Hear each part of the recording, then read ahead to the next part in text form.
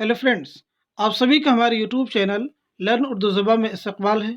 आज की video class में हम आपको यूपी बोर्ड क्लास 10 की उर्दू के अहम शोरा के हालात ज़िंदगी के बारे में बात करेंगे।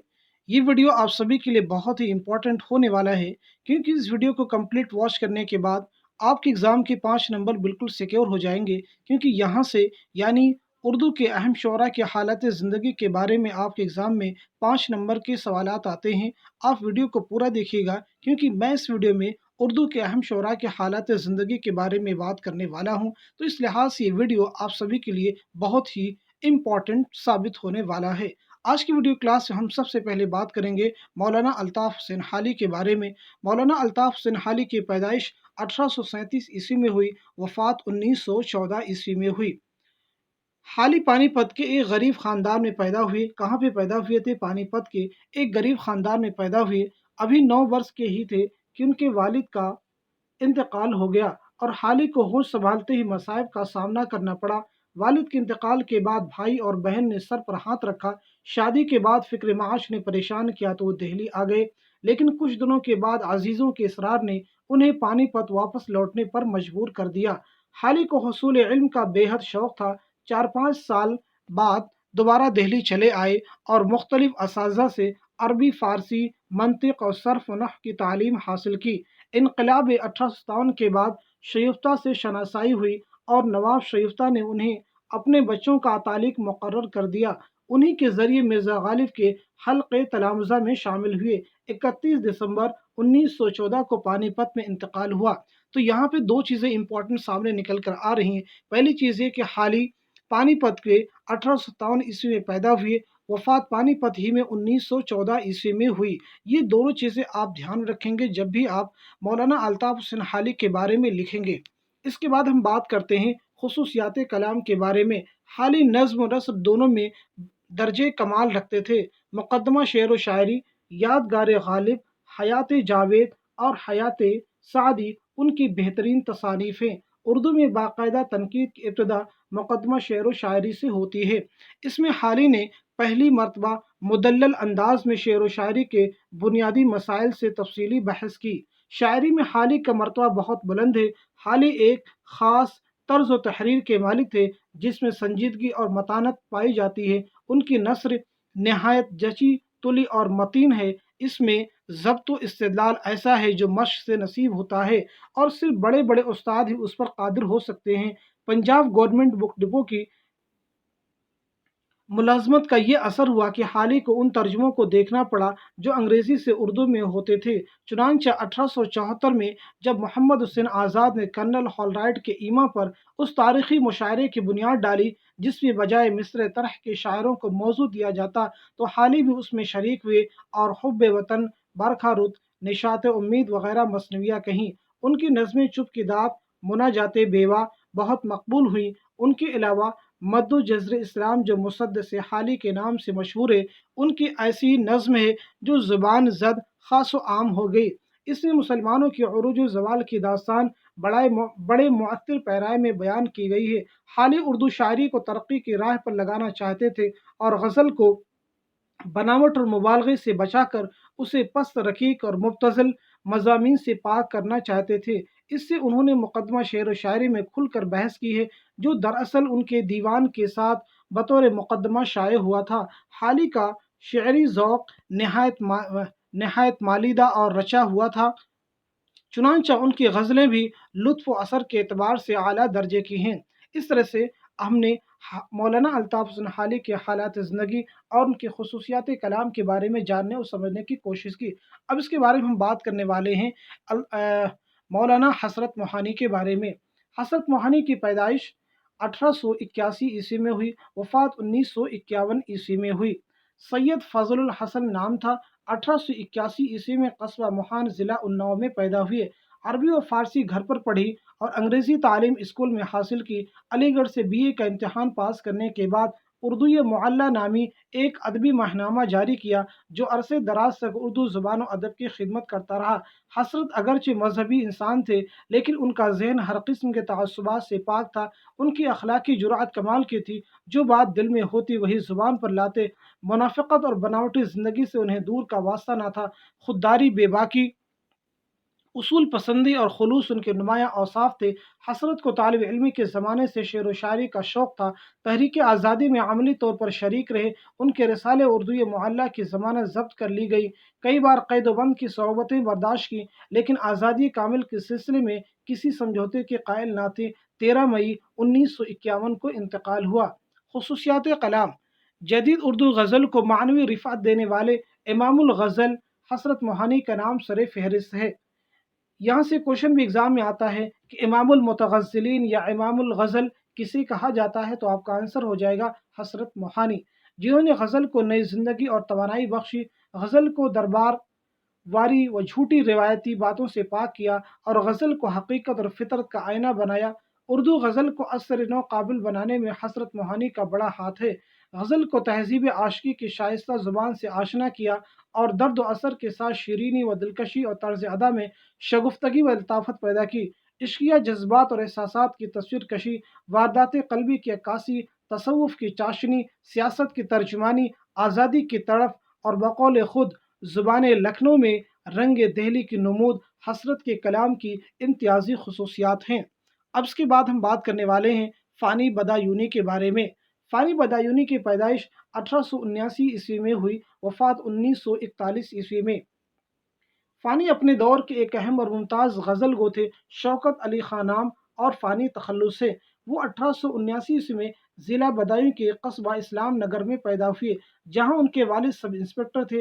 فانی کی مورث اعلیٰ کابل سے ہندوستان آئے تھے اور ایک بڑی جاگیر کے مالک تھے، لیکن 1857 کے غدر میں ساری جائیداد نکل گئی۔ ان کے والد نے اپنی ذاتی قابلیت اور محنت سے دوبارہ کافی روپیہ حاصل کر لیا۔ فانی کی پرورش بھی بڑی ناز و نعم میں ہوئی۔ بی اے پاس کرنے کے بعد علی گڑھ سے وکالت کی ڈگری حاصل کی اور کچھ دنوں وکالت کرتے رہے، مگر اس پیشہ میں ان کا دل نہ لگا اور وکالت ترک کر دی۔ فانی کی طبیعت ابتدائی سے شعر و شخن کی طرف مائل تھی، لہٰذا کم عمری سے ہی شعر و شاعری شروع کر دی، لیکن والد کے خوف کے باعث باقاعدہ کسی کی شاگردی نہیں کی۔ ایک مرتبہ بذریعہ خط و کتابت داغ سے صلاح لینے کی کوشش کی، مگر راز افشا ہو گیا، لہٰذا دوبارہ اس کی ہمت نہ کر سکے اور خود کلام کو دیکھ کر سپرد قرطاس کر دیتے۔ شروع میں تو اپنا تخلص شوکت لکھتے تھے، مگر بعد میں فانی لکھنے لگے۔ قلیل آمدنی کے باعث ہمیشہ معاشی دشواریوں میں گرفتار رہے۔ اہلیہ کی وفات سے کافی دل برداشتہ ہو گئے۔ اس پر ستم ظریفی کی کہ جوان بیٹی بھی داغ مفارقت دے گئی۔ ان سب حادثات کا ان کے دل پر کافی اثر پڑا اور آخرکار 1941 میں حیدرآباد میں انتقال ہو گیا۔ خصوصیات کلام: پروفیسر رشید احمد صدیقی نے فانی کو یاسیات کا امام کہا ہے۔ یہاں سے بھی کوشچن ایگزام میں آتا ہے کہ فانی کو یاسیات کا امام کس نے کہا، تو آپ کا آنسر ہو جائے گا رشید احمد صدیقی۔ فانی کی زندگی میں نشاط کا عنصر کم اور مصائب و تکالیف کا عنصر زیادہ تھا، جس کا اثر ان کی شاعری پر بھی پڑا۔ ان کے یہاں مرگ ناگہاں، نالے فریاد، قنوطیت اور غم کے پہلو زیادہ ہیں۔ ان کا یہ شعر بہت مشہور ہے: ذکر جب چھڑ گیا قیامت کا، بات پہنچی تیری جوانی تک۔ فانی کی تصویر غمناک ہونے کے باوجود اپنے انداز میں فنکارانہ حسن رکھتی ہے۔ فانی نے اپنے لیے زندگی کے گوناگوں پہلوؤں میں صرف ایک پہلو یعنی غم کو چنا اور اسی مرکز کے ارد گرد ان کی شاعری گھومتی ہے۔ فانی کی زندگی کے دو پہلو ہمیشہ نمایاں رہے، یعنی ان کا غم دورہ اور غم جانا۔ فانی نے محبت کا سودا کبھی نہیں کیا۔ فانی کی حقیقی و مجازی دونوں قسم کی شاعری انفرادیت کی بدولت ہر قدم پر پڑھنے والوں کا دامن دل کھینچتی ہیں۔ نمول کلام ملاحظہ ہو: سنے جاتے نہ تھے تم سے میرے دن رات کے شکوے، کفن سرکاؤ میری بے زبانی دیکھتے جاؤ، ہر نفس عمر گزشتہ کی ہے میت فانی، زندگی نام ہے مر مر کے جیے جانے کا۔ اب اس کے بعد ہم بات کرنے والے ہیں جوش ملیح آبادی کے حالات زندگی کے بارے میں۔ پیدائش 1898 عیسوی، وفات 1982 عیسوی۔ جوش ملیح آبادی موجودہ دور کے سب سے بڑے انقلابی شاعر سمجھے جاتے ہیں۔ جوش ملیح آبادی ایک جاگیردار گھرانے میں پیدا ہوئے۔ ان کا نام سید شبیر حسن تھا۔ جوش تخلص: ابتدائی تعلیم ملیح آباد میں حاصل کی۔ ان کے دادا فقیر محمد خاں گویا فارسی کے مشہور شاعر تھے۔ گھر میں علم و ادب کا چرچا تھا، جس سے متاثر ہو کر جوش کو بھی شعر و سخن سے دلچسپی ہو گئی۔ مشن ہائی اسکول لکھنؤ سے سینئر کیمبرج تک تعلیم حاصل کی۔ جوش 10-12 سال تک حیدرآباد میں رہے، مگر بعض ناخوشگوار واقعات کی وجہ سے ان کو حیدرآباد چھوڑنا پڑا اور دہلی آ گئے، چنانچہ اپنا ایک رسالہ کلیم نکالنے لگے۔ جوش کچھ ممبئی कि फिल्मी दुनिया से भी वाबस्ता रहे। आज़ादी के बाद जोश को हुकूमत हिंद के सरकारी रिसाले आजकल की अदारत मिल गई। 1954 में जोश तर्क वतन करके पाकिस्तान चले गए। वहाँ उनको उर्दू लगत की तरतीब व तदवीन का काम सौंपा गया। 22 फरवरी 1982 को आपका इंतकाल हो गया। खुसूसियात कलाम। जोश की नज़मों की बड़ी तादाद में मजमूए शाये हो चुके हैं। मसलन नक्श निगार, शोला व शबनम, फ़िक्र नज़र, हर्फ व हिकायत, जुनून व हिकमत, आयात व नगमात, रमश व रंग, रूह अदब, अर्श व फर्श, सुम्बुल सलासिल, तुलुए फ़िक्र, सरफरोश वगैरह। जोश ने शायरी की इब्तदा गज़लों से की, मगर जल्द ही नज़्म निगारी शुरू कर दी। उनकी नज़मों में घन गरज जोश बहुत होता है। अल्फाज पर उनको बेपनाह कुदरत हासिल है। जितने अल्फाज जोश ने अपनी नज़मों में जिस जिस तरह इस्तेमाल किए हैं, उसकी मिसाल अनीस के अलावा और कहीं नहीं मिलती। जोश ने सौदा की तरह हिज्र भी लिखी है। जोश मज़हब के बड़े बागी हैं। जोश को ग़ुलामी से अज़ली नफ़रत है। जोश की रुबाइयात भी बहुत मशहूर हुईं। उनकी नज़में बड़ी नर्म और सादा जज्बात से लबरेज़ हैं। उनकी हालिया आपबीती यादों की बारात के नाम से शाये हुई है। इनकी आपबीती यानी खुदनविश्त का नाम है यादों की बारात। उर्दू अदब की तारीख में जोश हमेशा जिंदा व जावेद रहेंगे। नमूने कलाम मुलाहिजा हो, हर एक कली फूल बन रही है, हर एक खुशा झलक रहा है, मचल रही है नबी नसी में बिस्ता तमाम सेहरा महक रहा है। अब इसके बाद हम बात करने वाले हैं मीर बब्बर अली अनीस के हालात ज़िंदगी के बारे में। मीर बब्बर अली अनीस 1804 ईस्वी में पैदा हुए। 1874 ईस्वी में वफात पाई। मीर बब्बर अली अनीस फैज़ाबाद में पैदा हुए। अनीस के अजदाद दिल्ली के रहने वाले थे। उनके परदादा मीर गुलाम हुसैन ज़ाहिद दिल्ली की तबाही के बाद अपने बेटे मीर हसन के साथ दिल्ली छोड़कर फैज़ाबाद चले आए। मीर अनीस ने अपने वालिद मीर खलीक के ज़ेर साया तालीम और तरबियत पाई। मीर अनीस ने मीर नजफ़ अली फैज़ाबादी और मौलवी हैदर अली लखनवी से भी तालीम हासिल की। अनीस की वालदा भी एक तालीम याफ्ता खातून थीं और फ़ारसी ज़ुबान नेज़ मजहबी उमूर से भी काफ़ी वाकफ़ियत रखती थीं। अनीस की इब्तदाई तालीम और तरबियत में भी उनकी वालिदा का भी बड़ा असर है। मीर अनीस का मुताला वसी था। अरबी और फ़ारसी में अच्छी दस्तगाह रखने के साथ साथ वो उन तमाम उलूम से खातिर ख्वाह वाकिफ़ थे जो उस ज़माने में राइज थे। मीर अनीस के वालिद आखिर उम्र में लखनऊ चले आए। उनके साथ अनीस भी आया और यहीं मुस्तकिल सुकूनत इख्तियार कर ली। लखनऊ की तबाही के बाद पटना, बनारस, हैदराबाद और इलाहाबाद का सफ़र किया। 1874 ईस्वी में इस दार फ़ानी से कोच किया। खुसूसियात कलाम। मीर अनीस एक पुश्तैनी शायर थे। उनके परदादा मीर गुलाम हुसैन ज़ाहिद, दादा मीर गुलाम हुसैन मुसन्निफ़ मसनवी सेहरुल बयान और वालिद मीर मुस्तहसन खलीक सब बाकमाल शायर थे। इस अजीम विरासत के साथ साथ मीर अनीस खुद भी फितरत से शायरी का मलका लेकर आए थे, जिसे उन्होंने अपने फ़न और रियाजत से ऐसी जिला दी कि आज उनका शुमार उर्दू के आला तरीन शोरा में होता है। चुनांचे अनीस तखल्लुस इख्तियार किया। ज़माने के रिवाज के मुताबिक शायरी की इब्तिदा गज़ल से की, लेकिन उसमें कोई इम्तियाज़ पैदा न कर सके, इसलिए जल्द ही मरसिया गोई की तरफ मायल हुए और उसमें वो नाम पैदा किया कि उनके पाए का कोई दूसरा शायर न पहुँच सका। कलाम पर इस्लाह अपने वालिद से लेते थे। अनीस ने मरसिया गोई और मरसिया ख्वानी दोनों को एक आला फ़न का दर्जा दिया। मरसिये में उन्होंने शायरी और फ़नकारी के ऐसे अनासिर शामिल किए जो उनसे पहले नज़र नहीं आते। मुसद्दस की हैयत जो मरसिये के लिए मकबूल हो रही थी, उसे अनीस और दबीर ने पुख्तगी और मजबूती बख्शी। इस तरह मरसिया महज शहादत के मौजू तक महदूद न रहा और एक ऐसी वसी और पहलूदार नज़्म की हैसियत इख्तियार कर गया जिसमें रज़्म बज़्म, वाक़या निगारी, मंज़र निगारी, मुकालमा निगारी, जज्बात निगारी, अखलाक व फ़ज़ाइल पूरी आबोताब और हुस्न बयान के साथ जलवागर होते हैं। अनीस एक कलाम की कद्र करने वाले शायर और माहिर फ़न थे। ज़ुबान पर उन्हें बेपनाह कुदरत हासिल थी। लफ्ज़ों के इंतखाब और इस्तेमाल में आज तक अनीस का सानी पैदा ना हो सका। वो वाक़ये से ज़्यादा उसकी चंद ऐसी जुज़ियात को लतीफ़ इशारों के साथ पेश करते हैं जिनमें तासुर की ज़्यादा शिद्दत होती है। मंज़र निगारी भी वो उस कमाल से करते हैं कि आँखों के सामने तस्वीर खिंच जाती है। उनकी मरसियों में मुख्तलिफ़ किस्म के अशख़ास व किरदार की बड़ी सच्ची तस्वीर नज़र आती है। बच्चे, बूढ़ों, जवानों, औरतों, मर्दों सबके जज्बात की अक्कासी व महारत के साथ करते हैं। अनीस की मरसिये उन तमाम खुसूसियात की बदौलत उर्दू अदब का लाजवाल सरमाया है। अब इसके बाद हम बात करने वाले हैं जिगर मुरादाबादी के हालात ज़िंदगी के बारे में। जिगर मुरादाबादी 1890 ईस्वी को शहर मुरादाबाद में पैदा हुए। आपके वालिद साहब भी उर्दू के बहुत अच्छे शायर थे। शायर बाप का ये बेटा भी बचपन ही से शायरी में दिलचस्पी लेने लगा और शेर कहने लगा। जिगर का असली नाम अली सिकंदर था और तखल्लुस आपने जिगर इख्तियार किया। जिगर की तालीम इंटरमीडिएट ही तक हो सकी क्योंकि आपको शायरी के मुकाबले में तालीम से बहुत कम लगाव था। जिगर मुरादाबाद बुनियादी तौर पर गज़ल के शायर हैं। जिगर मुरादाबादी बुनियादी तौर पर गज़ल के शायर हैं। आपकी गज़लें सादगी, दिलकशी, बेखुदी, शौखी, बरजस्तगी, कैफ व सरमस्ती, तरन्नुम और शेरी खूबियों का बेहतरीन नमूना है। वो एक अलग कैफियत के शायर हैं। जिगर मोहब्बत के मतवाले और इश्क के हकीकी जोया हैं, इसलिए उनका तर्ज बयां भी जुदा है। इश्क खामोश के मज़े हैं जिगर, जोश फरियाद व शोर मातम क्या खसूसियात कलाम। जिगर दबिस्तान दहली और दबिस्तान लखनऊ दोनों के असर से आज़ाद है। आपने ना दहलीवियत की पैरवी की ना लखनवियत की।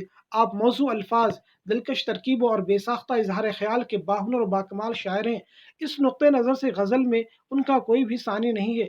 जिगर की अव्वल दौर की शायरी पर दाग का असर नज़र आता है। जिगर के कलाम की नुमाया खूबी सादगी व रवानी है। वो आसान अल्फाज इस्तेमाल करते हैं। अल्फाज की तकरार से अशार में लुत्फ़ पैदा करने की कामयाब कोशिश करते हैं। जिगर के 3 मजमूए दाग़ी जिगर, शोले तूर और आतिशे गुल मंजर आम पर आ चुके हैं। जिगर ऐसे खुशनसीब शायर हैं जिनको सब ने बहुत पसंद किया। उन्होंने अपनी ज़िंदगी में नाम कमाया जो हर एक को नसीब नहीं होता। उर्दू शायरी में खुसूसन गज़लिया शायरी का ये दरख्शिंदा सितारा 1960 को बुझ गया, मगर उसकी रोशनी आज भी बाकी है। तो इस तरह से हमने जिगर मुरादाबादी के हालात ज़िंदगी और उनकी खसूसियात कलाम को समझने और जानने की कोशिश की। अब इसके बाद हम बात करने वाले हैं अल्लामा मोहम्मद इकबाल के बारे में। नाम शेख मोहम्मद इकबाल और तखल्लुस इकबाल और खिताब सर। आप 9 नवंबर 1877 ईस्वी को सियालकोट में पैदा हुए। वालिद का नाम नूर मोहम्मद था। यानी अल्लामा इकबाल की पैदाइश 1877 ईस्वी, वफ़ात 1938 ईस्वी है। आप कश्मीरी ख़ानदान के चश्म चिराग थे। उनके ख़ानदान कई पुश्तों कबल ब्राह्मण मजहब तर्क करके इस्लाम कबूल किया था। 1857 के हंगामे ने कश्मीरी ब्राह्मणों को तर्क वतन पर मजबूर किया और इकबाल के दादा मोहम्मद रफ़ीक ने सबसे पहले सियालकोट में सुकूनत इख्तियार की। आपके वालिद साहिब सरवत ना थे, मगर अपनी मजहबी और अखलाकी पाकीज़गी की वजह से काबिल एहतराम समझे जाते थे। तसव्वुफ़ का असर गालिब था। इसी सूफियाना माहौल में इकबाल की परवरिश हुई। इब्तदाई तालीम मजहबी और अखलाकी उसूल पर कायम हुई। इकबाल की वालिदा भी बहुत नेक और दीनदार खातून थी। सर मोहम्मद इकबाल को आला और अखलाकी तालीम का हौसला बढ़ाने में उनका बहुत बड़ा हाथ है। सर इकबाल ने इब्तदाई तालीम के बाद मिशन स्कूल में दाखिला लिया और इंट्रेंस का इम्तहान इम्तियाजी हैसियत से पास किया। उसके बाद आपने एमए तक तमाम इम्तहानात इम्तियाजी हैसियत से पास किए और एमए फ़लसफ़ा में पूरी यूनिवर्सिटी में पहला मुकाम हासिल किया।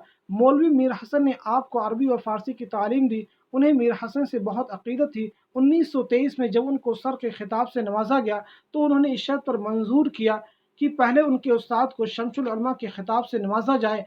एफ़ए करके इकबाल लाहौर आ गए और बीए में दाखिला लिया। लाहौर में फ़लसफ़ा के प्रोफ़ेसर मिस्टर टॉमस आर्नल्ड से मुलाकात का शर्फ हासिल हुआ, जो उस नहायत ज़हीन और अक्लमंद शागिर्द के लिए एक शफ़ीक़ उस्ताद साबित हुए। उन्हीं की रहबरी और हिदायत में सर मोहम्मद इकबाल ने बीए और एमए में यूनिवर्सिटी में पहला मुकाम हासिल किया। इकबाल को बचपन ही से शेर व शुख़न का शौक़ था। उन्होंने दाग दहलवी से शर्फ़ तलम्मुज़ हासिल किया। दाग को भी इस ज़हीन शायर और तालिब इल्म की इब्तदाई गज़लें देख कर कहना पड़ा कि इस्लाह की गुंजाइश नहीं। इकबाल बेवक्त एक अजीम शायर और मुफक्किर थे।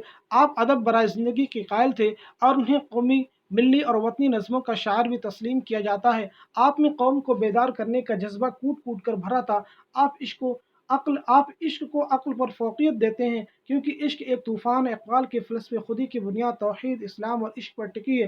फ़लसफ़े खुदी का मतलब इरफ़ान ज़ात है, यानी इंसानी बेदारी, हिम्मत व अज़मत से आशना हो और अपनी ताकत को बरूए कार लाए। खसूसियात कलाम। 1905 में अफ़गानिस्तान चले गए। वहाँ प्रोफेसर मैक टेगरेट से शागिर्दी का शर्फ हासिल हुआ। Iqbal PhD degree Cambridge, PhD degree सिविंग, बैरिस्टर लॉ बन बनकर 1908 के आसपास वतन वापस आए। वतन से बाहर जाकर उनका नज़रिया वतनियत बिल्कुल बदल गया। वो सारी दुनिया को अपना वतन शुमार करते थे। चीनो अरब हमारा, हिंदुस्तान हमारा, रहने को घर नहीं है सारा जहां हमारा।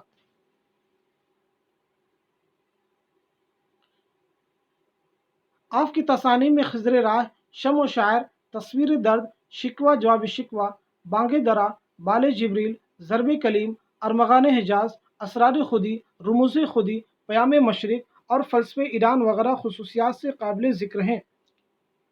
یہ ساری جو تصانیف ہیں آپ سبھی کے ایگزام کے لیے بہت ہی امپورٹنٹ ہے۔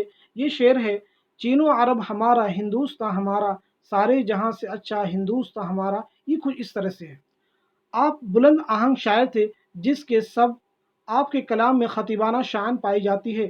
اقبال کے کلام میں بلندی، خلوص، طہارت، صداقت جیسے جوہر موجود ہیں۔ کلام میں بلند تخیل ہے اور بلند مقصد بھی۔ یہ عظیم شاعر 21 اپریل 1938 کو اس دار فانی سے کوچ کر گیا۔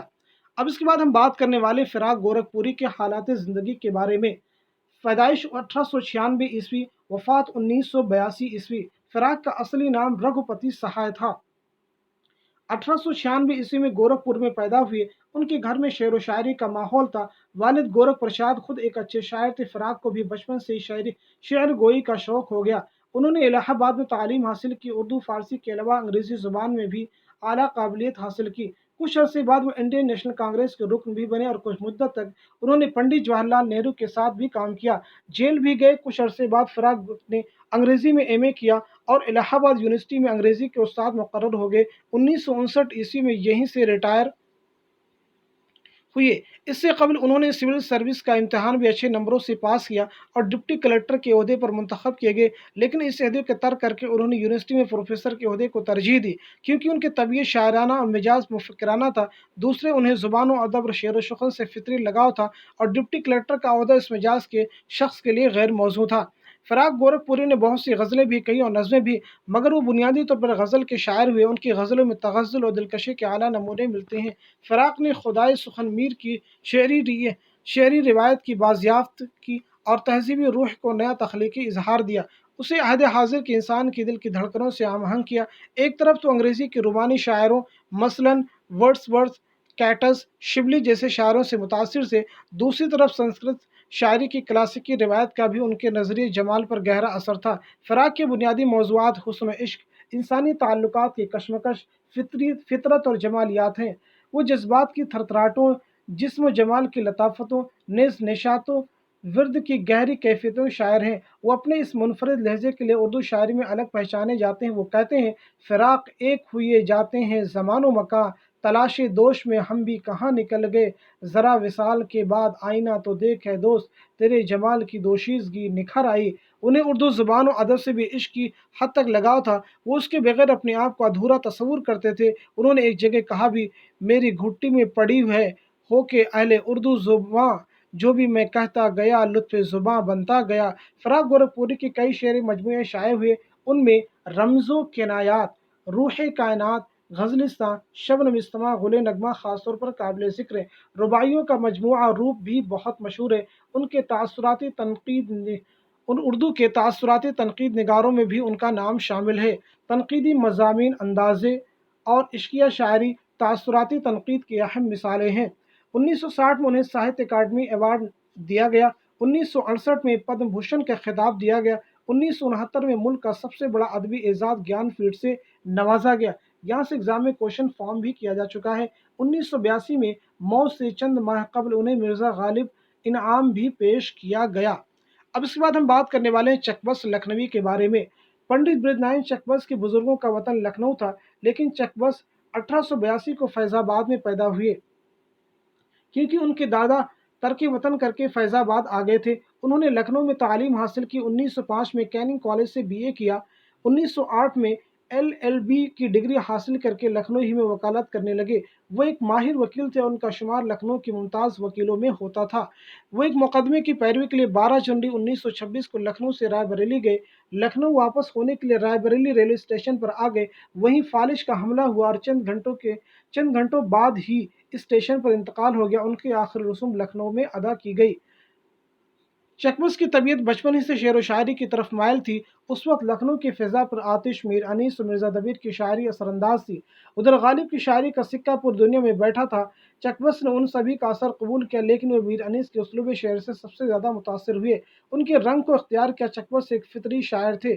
چک بس کے کلام میں سادگی، سلاست، روانی اور ایک ترنم فضا ملتی ہے۔ چک بس نے بھی شاعری کی ابتدا غزل سے کی، لیکن بعد میں حب الوطنی کے جذبے کے تحت قومی نظمیں لکھنے لگے۔ ان کی نظموں میں قدرتی مناظر کی عکاسی، بیداری وطن کے جذبات، آزادی کی تڑپ اور دردمندی کے پہلو نمایاں ہیں۔ उन्होंने अपने दूसरे सियासी व समाजी ख्यालात और जज्बात को अपनी शायरी में जगह दी और उर्दू नस्म को कौमी शऊर के नए तकाज़ों से रोशनास कराया। अब इसके बाद हम बात करने वाले फैज़ अहमद फैज़ के बारे में। फैज़ अहमद फैज़ नाम है। फैज़ तखल्लुस से 1911 में सियालकोट में पैदा हुए। आला तालीम हासिल करके मौलवी का पेशा अख्तियार किया। एम ए अरबी और अंग्रेज़ी में किया, लेकिन उर्दू, फ़ारसी, अरबी में दस्तगाह रखते थे। सहाफ़त से भी दिलचस्पी थी, इसलिए मुतअद्दिद अखबारात और रसाइल की इदारत के फ़राइज़ भी अंजाम दिए। इश्तराकी ज़हन रखते थे और कम्युनिस्ट पार्टी के सरगर्म रुकन थे, इसलिए हुकूमत पाकिस्तान की नज़र में मशकूक रहे। बाक़ियाना सरगर्मी के इल्ज़ाम में मुकदमा भी चला, जो रावलपिंडी साजिश के नाम से मशहूर है। बरसों कैदोबंद की ज़िंदगी गुजारी और बेशुमार तकलीफ़ों का सामना किया। 1984 ईस्वी में वफ़ात पाई। फैज़ जब कॉलेज में ज़ेर तालीम थे, उसी वक्त से शेर कहने लगे थे। कॉलेज मैगज़ीन रॉवी में मुतअद्दिद नज़में शाये हुईं, जिनमें से बाज़ उनके मजमूए कलाम नक्श फरियादी में शामिल हैं। नक्श फरियादी किसका मजमूए कलाम है? फैज़ अहमद फैज़। उनसे अंदाज़ा होता है कि शायरी से फैज़ की तबीयत को बेहद मुनासबत थी, लिहाजा नौमश्की के ज़माने में भी तमाम शेरी वसाइल से काम लेना जानते थे और बहुत अच्छे शेर कहते थे। उस वक्त शायरी का मौजू मजाजी इश्क था। इश्क का सैलाब वक्त बीतने के साथ गुजर गया तो शायरी का मुहर्रिक भी ख़त्म हो गया। चुनांचा शेर कहना तर्क कर दिया। खामोशी में कुछ ही दिन गुजरे थे कि तरक्की पसंद तहरीक का आगाज़ हो गया। मजलूमों की हिमायत के नारे में ऐसी कशिश थी कि फैज़ पूरी तरह उसके हमनमा हो गए। शेर कहने के लिए एक नया मुहर्रिक हाथ आ गया। फैज़ ने अपना गम भुलाने के लिए दुनिया के गम को गले लगाया। नज़्म मुझसे पहली से मोहब्बत मेरे महबूब न मांग, उसी ज़माने की यादगार उस नज़्म का एक शेर है। और भी गम है ज़माने में मोहब्बत के सिवा, राहतें और भी हैं वस्ल की राहत के सिवा। तरक़ीब पसंद तहरीक खिताबिया शायरी का मुतालबा करती थी। हालात के तकाज़े से मजबूर होकर फैज़ को ऐसी शायरी भी करनी पड़ी जिसमें बराह रास्त तखातुब था, शेरियत कम थी। सियासी लीडर के नाम, हम जो तारीख राहों में मारे गए, ईरानी तलबा के नाम, जर्द कुत्ते, ऐसी नज़में हैं। ये शायरी कम, पुरपैगंडा ज़्यादा। कुछ नज़्म पेबंदकारी है, जैसे शीशों का मसीहा, रकीब से, मेरे हमदम मेरे दोस्त। लेकिन सच्चा शायर ऐसे कैसे अपने असली रंग को दबाए रख सकता है? उन्होंने रमज़ों की ईमा यानी इशारे किनाए का सहारा लेकर अपनी मखसूस अंदाज की शायरी की। हम लोग, सुबह आज़ादी, तन्हाई, दरीचा, ऐसी लाफानी नज़में हैं जिसमें शायर ने अदबी डिक्टेटरों की पर्दा किए बगैर अपने अंदाज की शायरी की और लाजवाब तख्लीक़ात पेश की। गज़ल में भी यही सूरत हाल है। उन्होंने गज़ल की मखसूस अलामतें इस्तेमाल ज़रूर की, मगर फैज़ की गज़ल में उनके अलग माना है। कहते हैं महबूब मगर मुराद होता है मुल्क या कौम। कहते हैं रकीब मतलब होता है मुल्क व कौम का दुश्मन। जब नासिह का जिक्र करते हैं तो इशारा होता है मुल्क दुश्मन अनासिर की तरफ, जो हमदर्दों के रूप में गलत सलाह देते हैं। किसी ने ऐसी ही सलाह दी तो फैज़ ने कहा, हुई है हज़रत नासिह से गुफ्तगू जिस शब, वो जो वो शब ज़ो रसर कोए यार गुज़री है। फैज़ के मुल्क में इजहार ख्याल पर पहरे बिठा दिए गए तो उन्होंने कहा, मताए लौह कलम छीन गई तो क्या गम है, कि खून दिल में डुबो ली है उंगलियां मैंने, जुबां पे मोहर लगी तो क्या है, तो क्या कि रख दी है हर एक हल्के जंजीर में जुबां मैंने। इजहार राय पर पाबंदी का जिक्र उन्होंने इस तरह इशारों में किया कि जिस मुल्क में और जिस ज़माने में इस तरह की पाबंदी लगाई जाएगी, ये शेर लुत्फ़ देंगे, गोया ये ज़मान व मकान से मावरा हो गए। फैज़ एक एक लफ्ज़ का इंतखाब गौर व फिक्र के बाद करते हैं। शेरों में तराश खराश का अमल मुसलसल जारी रखते हैं और तमाम शेरी वसाइल का सहारा लेते हैं। उनके शेरों में दिलकश तरन्नुम पाया जाता है। पैकर तराशी में उन्हें बड़ी महारत हासिल है। पुरलुत्फ़ तशबीहों और इस्तिआरों से वो जीते जागते पैकर तराश करते हैं। फैज़ मीर व गालिब के हम पल्ला ना सही, मगर वो हमारे अहद के एक नाम और शायर हैं। अब मुलाहिज़ा फैज़ के चंद अशार। तुम आए हो न शबे इंतज़ार गुज़री है, तलाश में है सहर बार बार गुज़री है, चमन में गैरत गुलचिन से जाने क्या गुज़री, कफ़स से आए सबा बेकरार गुज़री है, दरे कफ़स पे अंधेरे की महर लगती है, तो फैज़ दिल में सितारे उभरने लगते हैं। अब हम बात करने वाले असगर गोंडवी के हालात ज़िंदगी के बारे में। जहाँ तक ताल्लुक़ है असगर गोंडवी की पैदाइश का, 1884 ईस्वी में पैदा हुई, वफ़ात 1936 में हुई। असगर के घरेलू हालात नासाज़गार रहे, इसलिए तालीम तसलसल के साथ जारी न रह सकी। प्राइवेट तौर पर इंट्रेंस के इम्तिहान में शरीक होने का इरादा किया, मगर खानगी मजबूरी के सबब ये इरादा पूरा ना हो सका। फिर भी उन्होंने अपने तौर मुताले का शुग़्ल जारी रखा। उर्दू, फ़ारसी और अरबी के अलावा अंग्रेज़ी की भी अच्छी इस्तेदाद बहम पहुँचाई। یہ سب شوق قطب بینی کا نتیجہ تھا۔ شعر کہنے لگے تو پہلے منشی خلیل احمد وجد بلگرامی سے اصلاح لیتے تھے، بعد میں منشی امیر اللہ تسلیم سے مشورے سخن کرنے لگے۔ طبیعت تصوف کی طرف مائل تھی۔ شاہ عبد الغنی منگلوری سے بیعت تھے، نہایت عبادت گزار متقی پرہیزگار تھے۔ 1932 میں اردو مرکز لاہور سے بسلسلے ملازمت وابستہ ہوئے، لیکن یہ سلسلہ زیادہ دنوں تک جاری نہ رہ سکا تو الہ آباد آ کر ہندوستانی پریس سے وابستہ ہو گئے اور رسالہ ہندوستانی کی ادارت سنبھالی۔ یہی 1936 میں انتقال ہوا۔ نشاط روح اور سرود زندگی ان کے یادگار مجموعہ کلام ہے۔ نشاط روح اور سرود زندگی اصغر نے بہت کم کہا، لیکن جو کچھ کہا وہ انتخاب ہے۔ جس طرح تصوف اصغر کی زندگی میں داخل ہے، اسی طرح ان کی شاعری میں بھی اس کا پلہ بھاری ہے۔ اپنی شاعری کے پہلے دور میں اصغر اردو فارسی کے مستند اساتذہ کی پیروی کرتے نظر آتے ہیں، لیکن آخرکار وہ تقلید سے آزاد ہو جاتے ہیں اور ان کا اپنا رنگ ابھرتا ہے۔ اصغر کا لب و لہجہ سب سے الگ ہے۔ مضامین کی بلندی کے ساتھ وہ انداز بیاں کی رعنائی کا بھی خیال رکھتے ہیں۔ ان کے کلام پر ایک یاس انگیز فضا چھائی ہوئی ہے۔ اس کا سبب ان کا فلسفیانہ اور مفکرانہ مزاج ہے، جو انہیں دنیا کی بے ثباتی اور عیش و مسرت کی ناپائیداری سے آگاہ کرتا ہے، لیکن انداز بیاں کی دلکشی سہارا دیے رہتی ہے اور قاری کو افسردگی کے باوجود ایک انجانی مسرت حاصل ہوتی ہے۔ ملاحظہ ہوں چند اشعار: 100 بار تیرا دامن ہاتھوں میں میرے آیا، جب آنکھ کھلی دیکھا اپنا ہی گریواں تھا، رند جو ظرف اٹھا لے وہی ساغر بن جائے، جس جگہ بیٹھ کے پی لے وہی میخانہ بنے، آلام روزگار کو آسا بنا دیا، جو غم ہوا اسے غم جانا بنا دیا۔ اب اس کے بعد ہم بات کرنے والے علی سردار جعفری کے حالات زندگی کے بارے میں۔ پیدائش 1913 عیسوی، وفات 2000 عیسوی۔ علی سردار جعفری 1913 کو بلرام پور ضلع گونڈہ میں پیدا ہوئے۔ کافی عرصے تک وہ لکھنؤ میں رہے۔ آپ کی تعلیم لکھنؤ، دہلی اور علی گڑھ میں ہوئی۔ شروع ہی سے آپ ترقی پسند تحریک سے وابستہ ہوئے۔ لکھنؤ سے انہوں نے مجاز لکھنوی اور سبت حسن کی مدد سے ایک رسالہ نیا ادب نکالا۔ بعد میں ممبئی چلے گئے اور وہیں مستقل طور پر مقیم رہے۔ 2000 عیسوی ممبئی میں سردار جعفری کا انتقال ہو گیا۔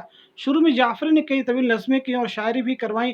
نئی دنیا کو سلام سردار جعفری کی طویل مثنوی ہے۔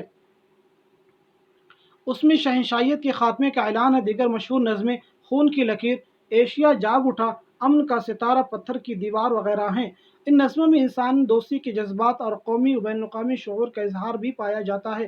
سردار جعفری ترقی پسند تحریک کے صف اول کے شعراء میں سے ہیں۔ انہوں نے ترقی پسند تحریک پر ایک تنقید کی کتاب ترقی پسند ادب کے عنوان سے لکھی۔ اس کے علاوہ سردار جعفری نے دیوان غالب، دیوان میر اور کبیر بانی کو بھی اپنے تعارفی مقدموں کے ساتھ اردو اور دیوناگری دونوں میں شائع کیا۔ کئی برس تک ان کی ادارت میں رسالہ گفتگو بھی نکلتا رہا۔ ایک خواب اور پیرہن شرد اور لہو پکارتا ان کے شعری مجموعے ہیں۔ ایک خواب اور پیرہن شرد اور لہو پکارتا ہے ان کے بعد کے شعری مجموعے ہیں۔ ترقی پسند ادب کے متعلق سردار جعفری نے سب سے زیادہ لکھا۔ ان کی ادبی خدمات نثر و نظم دونوں میدانوں میں ہیں، لیکن بنیادی طور پر وہ شاعر ہیں۔ سیاسی و قومی شعور، اردو بیاں، قوت و توانائی، امنگ و حوصلہ اور حرکت و عمل ان کی شاعری کی اہم خصوصیات ہیں۔ ان کی نظمیں پیکر تراشی بھی ہے۔ انہوں نے سماجی اور معاشی نابرابری اور انسان کے سیاسی استحصال کے خلاف بھی آواز اٹھائی۔ ان کے خاص موضوعات سماجی مساوات، انسانی دوستی اور امن و سلامتی کا پیغام ہے۔ زبان و بیان پر انہیں غیر معمولی قدرت تھی۔ موضوع و مناسب تشبیہات و استعارات کا استعمال بڑی خوبی سے کرتے تھے۔ انہوں نے ترقی پسندی میں آنے کے بعد بھی روایت سے رشتہ نہ توڑا۔ اب اس کے بعد ہم بات کرنے والے ہیں درگا سہائے سرور جہاں آبادی کے بارے میں۔ درگا سہائے نام سرور تخلص ضلع پیلی بھیت کے گاؤں جہاں آباد میں 1873 عیسوی میں پیدا ہوئے۔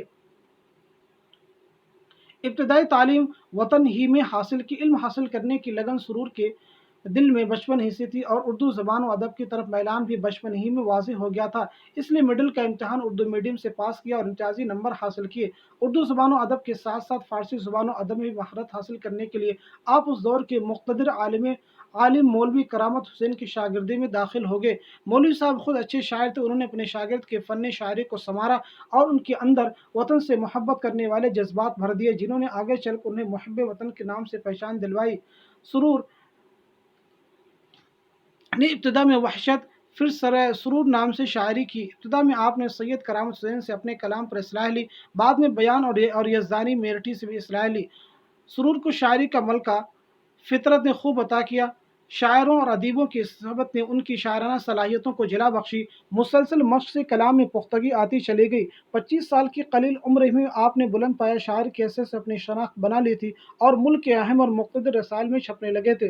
कसरत मैनोशी और पे दर पे सदमों की वजह से 37 साल की कलील मुद्दत में ज़ार फ़ानी से कूच कर गए, अबदी दुनिया में जा बसे। सुरूर ने गज़लें भी कही और नज़में भी, लेकिन उनकी शोहरत उन बुलंद पाया नज़मों की वजह से है जो उनके वतन परस्ताना जज्बात और एहसासात के आईनादार हैं। सुरूर को अपने वतन और उसके हर ज़र्रा से मोहब्बत थी।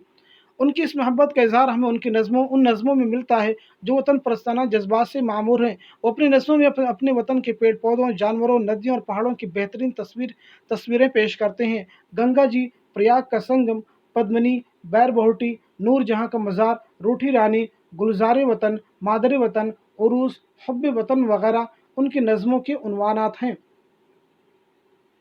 जिनमें वतन की मोहब्बत का मंजरनामा जा बजा देखने को मिलता है।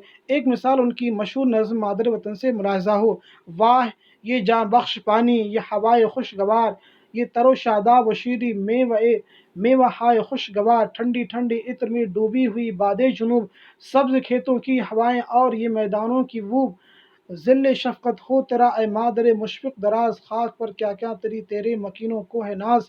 इस तरह से आज की वीडियो क्लास में हमने उर्दू के अहम शोरा के हालात ज़िंदगी के बारे में बात की, यानी हमने उर्दू के 13 अहम शोरा के हालात ज़िंदगी और उनकी खसूसियात कलाम के बारे में सैर हासिल गुफ्तगू की है। उम्मीद है कि ये वीडियो आपके एग्ज़ाम के लिए बहुत ही हेल्पफुल साबित होगा। Thank you so much for watching this video.